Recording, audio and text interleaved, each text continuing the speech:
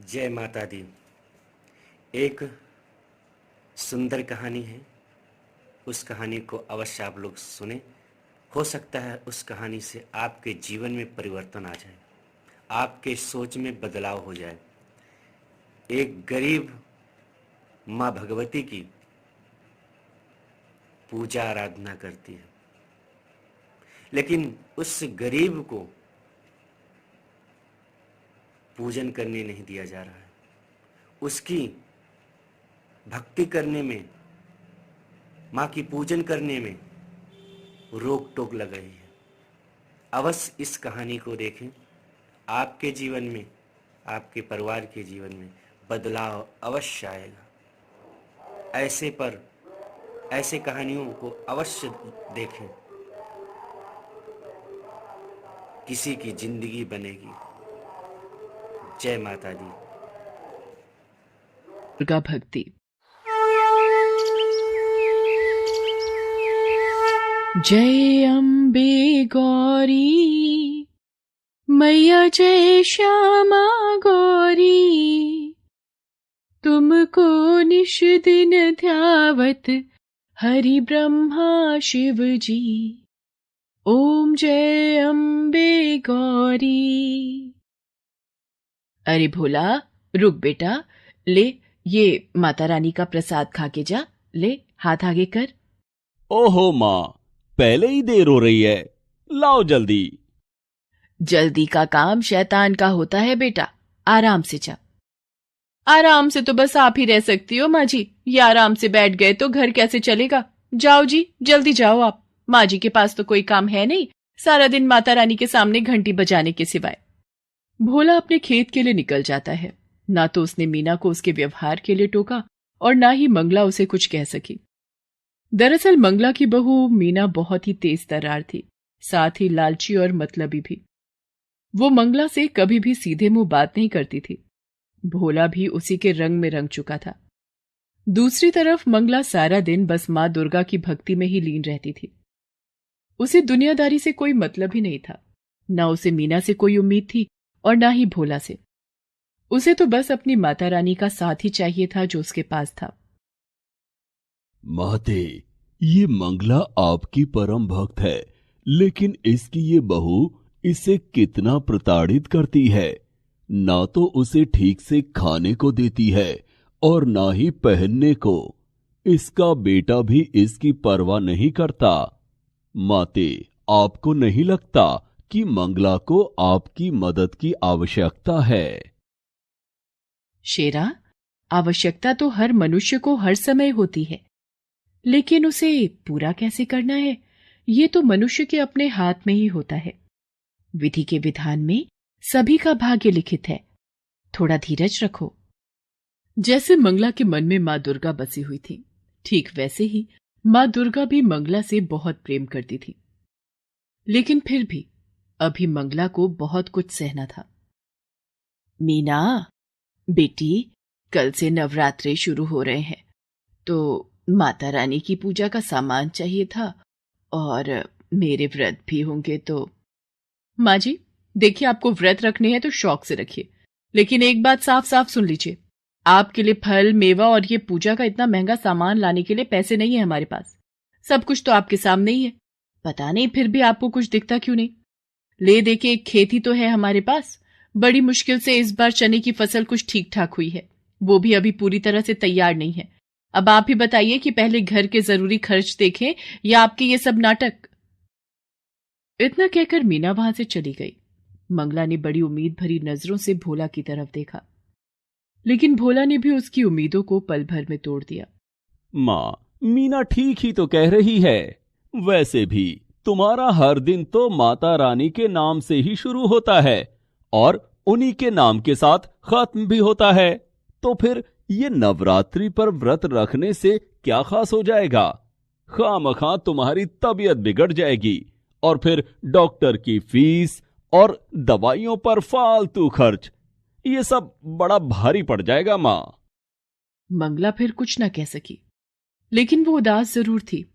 उसने तो सोचा था कि इस नवरात्रि पर वो माता रानी का नया मंदिर बनवाएगी, लेकिन यहां तो पूजा का सामान ही नहीं आ पा रहा था। वो उदास होकर माता रानी के सामने गई और हाथ जोड़कर बोली, मां, मेरे बच्चों को क्षमा करना। ये नादान है, पर मैं जानती हूं कि आप अपने इस भक्त की मदद जरूर करेंगी। इतना कहकर मंगला रोने लगी। दूसरी तरफ मीना के दिमाग में नई खिचड़ी पकने लगी थी। सुनो जी, मैं क्या बोल रही थी, अपने खेत की फसल बस तैयार ही होने वाली है, तो किसी को तो उसकी रखवाली करनी ही होगी। हाँ, तो मैं रहता तो हूं सारा दिन खेत में। देखा, भूल गए ना, कल हम दोनों को मेरे मायके चलना है पूरे 1 हफ्ते के लिए। मेरे इकलौते भाई की शादी है, तो जब आप यहां नहीं रहेंगे तो खेत का ख्याल कौन रखेगा? हाँ, ये तो मुश्किल हो गई। ऐसा करते हैं, तुम अकेली चली जाओ शादी में, मैं रुक जाता हूं यहीं। अरे ना ना, आप नहीं चलोगे तो अच्छा लगेगा क्या? और वैसे भी मैंने शादी के लिए सारी तैयारियां कर ली हैं। आपके लिए और अपने लिए नए कपड़े भी खरीद लिए हैं। ये देखिए, शादी की हर रस्म के लिए अलग अलग कपड़े खरीदे हैं मैंने, तो शादी में तो जाना ही है हम दोनों को। तो फिर खेत खेत को कौन देखेगा? माँ जी है ना, वो रखवाली कर लेंगी खेत की। मां? लेकिन वो कैसे? वो सारा दिन खेत पर करेंगी क्या? वही जो यहाँ घर पर करती हैं। खेत के कोने में जो एक छप्पर है, वही सारा इंतजाम कर देंगे। उनकी माता रानी की मूर्ति भी ले जाकर रख देंगे वहीं पर। वैसे भी माँ जी के नवरात्रि के व्रत चल रहे हैं, तो उनके खाने पीने की चिंता तो है नहीं। जैसे यहाँ रहने वाली थी, वैसे ही वहां रह लेंगी। साथ में खेत की रखवाली भी हो जाएगी। लेकिन क्या क्या ये ठीक रहेगा? बिल्कुल ठीक रहेगा जी। अब तुम ज्यादा मत सोचो, हमें कल ही निकलना है, तो ऐसा करो, आज शाम को ही माँ जी को जाकर वहां छोड़ाओ। भोला एक बार भी मंगला से उसकी मर्जी पूछता तक नहीं और उसे उसके सामान के साथ खेत में छोड़ आता है। अच्छा मां, चलता हूं, तुम आराम से रहना और हम 1 हफ्ते में लौट आएंगे, ठीक है? हाँ बेटा, तू मेरी चिंता मत कर। जा, आराम से जाना और बहू का भी ख्याल रखना। मंगला जानती थी कि अब उसे अपनी आगे की जिंदगी उसी छप्पर के नीचे बितानी थी, क्योंकि वो मीना के लिए सिर्फ एक बोझ थी, जिसे उसने खेत की रखवाली के बहाने उतार दिया था। इस सब के बाद भी मंगला दुखी नहीं थी, क्योंकि उसकी माता रानी तो अब भी उसके साथ ही थी। शेरा, कितने दिन हो गए धरती पर विचरण किए हुए, चलो आज चलते हैं। मां दुर्गा की बात मानकर उनका शेर अपना रूप बदलकर एक बालक का रूप धारण कर लेता है और मां दुर्गा स्वयं उसकी माता का स्वरूप लेकर धरती पर आती है। वो शेरा के साथ मंगला के गांव में ही आती हैं। चलते चलते वे दोनों भोला के खेत के पास रुकते हैं, जहां मंगला अपने छप्पर के नीचे मां दुर्गा की भक्ति में लीन थी। माते, ये तो मंगला है। इतनी तेज धूप में ये यहां क्या कर रही है? हाँ शेरा, ये मंगला ही है। इसे इसके बेटे बहू ने यहां बेसहारा छोड़ दिया है। ओह, ये तो बिल्कुल अच्छा नहीं किया उन्होंने। माते, अब तो आपको इसकी मदद करनी ही चाहिए। मां दुर्गा मुस्कुराकर शेरा की तरफ देखती हैं और फिर उसे अपने साथ चलने का इशारा करती हैं। वे दोनों सीधे मंगला के पास पहुंचते हैं। फिर मां दुर्गा मंगला से कहती हैं, माता जी प्रणाम, मेरा नाम दुर्गा है और ये मेरा बेटा है। इसे बहुत भूख लगी है। हमारा घर यहाँ से काफी दूर है, पहुंचते पहुंचते शाम हो जाएगी।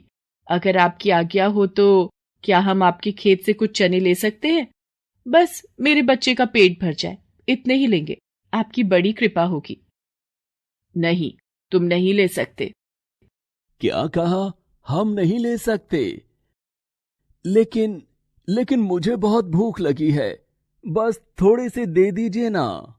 बेटा, कच्चे चने ले भी लोगे तो भला उन्हें खाओगे कैसे? तुम दोनों यहीं रुको, मैं खुद जाकर चने लाती हूँ और फिर अपने चूल्हे पर उन्हें भूनकर तुम्हें देती हूँ। फिर देखना क्या स्वाद आता है। मंगला उन दोनों को वहीं बिठाकर खुद चने लेने के लिए खेत में चली जाती है और अपनी झोली में ढेर सारे चने लेकर वापस लौटती है। आप रहने दीजिए, अब इन्हें भूनिए मत, मेरा बेटा ऐसे ही खा लेगा। कमाल करती हो बेटी, ऐसे कैसे खा लेगा कच्चे चने? मैंने कहा ना तुम बस कुछ देर रुको। बेटी, मुझ बुढ़िया के पास और तो कुछ है नहीं, बस जो कर सकती हूँ वो तो करने दो, मुझे अच्छा लगेगा। वैसे भी माता रानी के नवरात्रे चल रहे हैं और पता नहीं मैं कंजक पूजन कर भी पाऊंगी या नहीं। इस प्यारे से बच्चे और तुम्हें चने खिलाकर ही संतोष लेने दो मुझे। इसके बाद मंगला बड़े ही प्यार से अपने चूल्हे पर उन चनों को खूब अच्छे से भूनती है और फिर माँ दुर्गा और शेरा को खिलाती है। इसके बाद, धन्यवाद माता जी, आपके चनों का स्वाद मैं कभी नहीं भूलूंगी। इसके साथ ही माँ दुर्गा शेरा के साथ वहां से जाने लगती हैं। तभी शेरा उनसे कहता है, माता, मैं जानता हूं कि ये सब मंगला की एक परीक्षा थी और जहां तक मैं समझता हूं मंगला इस परीक्षा में खरी भी उतरी है, तो क्या उसे कोई इनाम नहीं मिलना चाहिए? माँ दुर्गा एक बार फिर शेरा की तरफ देखकर मुस्कुराती हैं और फिर वो मंगला की तरफ अपना हाथ उठाती हैं। उनके आशीर्वाद से निकले प्रकाश से मंगला पूरी की पूरी सोने की बन जाती है। हालांकि वो एक मूर्ति नहीं थी, लेकिन अब सोने की एक चलती फिरती इंसान थी। और सबसे खास बात तो ये थी कि खुद मंगला को इस बात का एहसास नहीं था। इसके बाद मंगला को जिस किसी ने भी देखा वो अचंभे में पड़ गया। अब तो सारा गांव ही मंगला को अपने साथ रखने को तैयार था, यहां तक कि मीना भी। माँ जी, चलिए घर चलिए हमारे साथ, अब आपको यहाँ रहने की कोई जरूरत नहीं, मैं आपकी खूब सेवा करूंगी। नहीं बहू, तुम्हें परेशान होने की जरूरत नहीं है, अब तो पूरा गांव मुझे रखने को तैयार है। अरे ऐसे कैसे, आप किसी के भी साथ चली जाएंगी? माँ जी, हम आपके सगे हैं, हमसे ज्यादा प्यार आपको कौन करेगा भला? और वैसे भी माँ जी, सबको आपसे बस सोना चाहिए, आपकी तो यहाँ किसी को नहीं पड़ी। हाँ बहू, तुम्हारी ये बात तो बिल्कुल सच है, इसीलिए मैंने तय किया है कि मैं किसी के साथ नहीं जाऊंगी, अपनी माता रानी के साथ यहीं रहूंगी हमेशा। नहीं माँ जी, मैंने कहा ना, आप मेरे साथ चलिए, अपने घर चलिए, हम आपके लिए माता रानी का बहुत बड़ा मंदिर बनवा कर देंगे। आप सारा दिन माता रानी की पूजा करना और अब से हर नवरात्रि हम माता रानी के नाम से जागरण भी करवाएंगे। नहीं बहू, अब इस सब की जरूरत नहीं है। इतना कहकर मंगला माता रानी के चरणों में अपना सिर रखती है और अगले ही क्षण वो अपने प्राण त्याग देती है।